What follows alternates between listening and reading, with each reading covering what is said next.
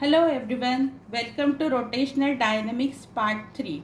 In the previous lecture, we have studied the first application of uniform circular motion, which is vehicle moving along a horizontal circular track. Today we have to study second application of uniform circular motion, which is well of death. What is well of death? Well of death is also called as wall of death.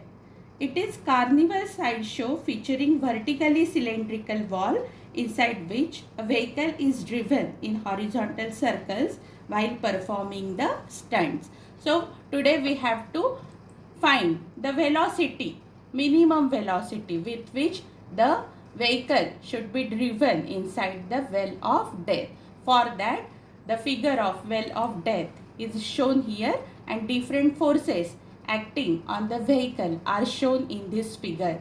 Here very important assumption is such that here we have considered vehicle as a particle. So this particle on the vertical wall and from these different forces are shown. First force is normal reaction N, which is acting in horizontal direction towards the center of the circular path. So this provides the centripetal force for the circular motion. Second force can be seen as weight mg acting in vertically downward direction. And third force from the figure can be seen as force of static friction acting in vertically upwards. This force is the force between the vertical walls and the tires. It is static friction because it has to prevent the downward slipping of the vehicle. From this figure, we can write relations as this N is providing centripetal force. So we have written N is equal to mr omega square. V is equal to r omega is relation. Therefore, instead of r omega, we have written mv square by r. Call this as equation 1. Second thing can be seen as this force of static friction is balanced by the weight. Therefore, we have written Fs is equal to m into g. Call this as equation number 2. Now, this force of static friction is always less than or equal to product of coefficient of static friction and normal reaction. So, from equation 2, we have substituted Fs as m into g. So, it becomes mg less than or equal to mu s into n. Again, in the next step, we have substituted n is equal to mv square by r. So, this equation becomes mg less than or equal to coefficient of static friction into mv square by r. M is appearing on both the sides, therefore cancelling it out. So it finally becomes G less than or equal to mu s v square by r. Now here we have to derive expression for the velocity with which the vehicle should be driven in the well of death.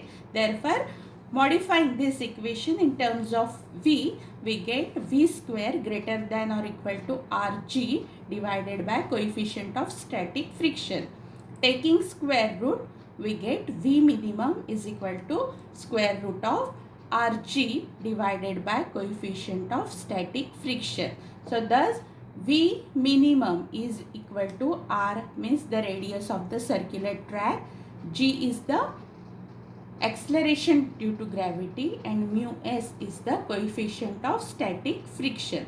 So, with this much minimum velocity, the vehicle should be driven inside the well of death.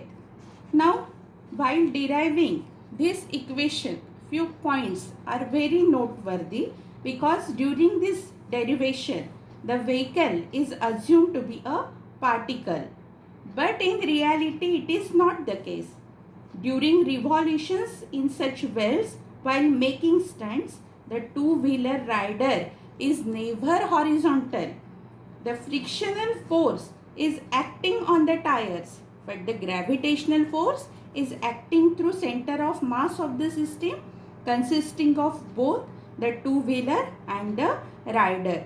Since the three forces are balanced but do not lie in the same line, therefore the two-wheeler will tend to rotate, producing a turning effect.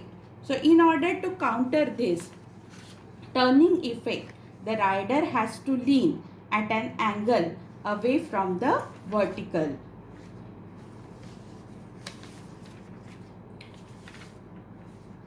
Also, the angle made by the road surface with the horizontal is 90 degree over here. So this imposes lower limit on the turning speed. That's why we have derived here V minimum is equal to square root of Rg upon coefficient of static friction. In the previous section also, while deriving the expression for the velocity with which the vehicle can be safely driven on the horizontal curved road, so there this angle is equal to 0. Therefore, the horizontal curved surface, the upper limit for the turning speed is also there. It means that for any angle between 0 to 90 degree, the turning speed will have upper as well as the lower limit. Now let us try one numerical which is based on the concept of this well of death. This is the numerical given, unsolved numerical given in the exercise of your textbook. During a stunt, a cyclist considered to be a particle is undertaking horizontal circles inside a cylindrical well of radius 6.05 meter. If the necessary friction coefficient is 0.5, how much minimum speed should the stunt artist maintain? Mass of the artist is given as 50 kg. If she or he increases the speed by 20%, how much will be the force of friction?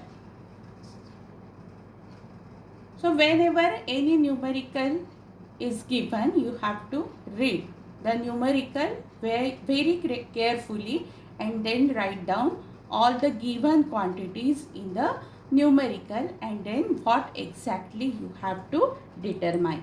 So here solution is given. So what is given? R is given. What is R? R is cylindrical well of radius 6.05 meter.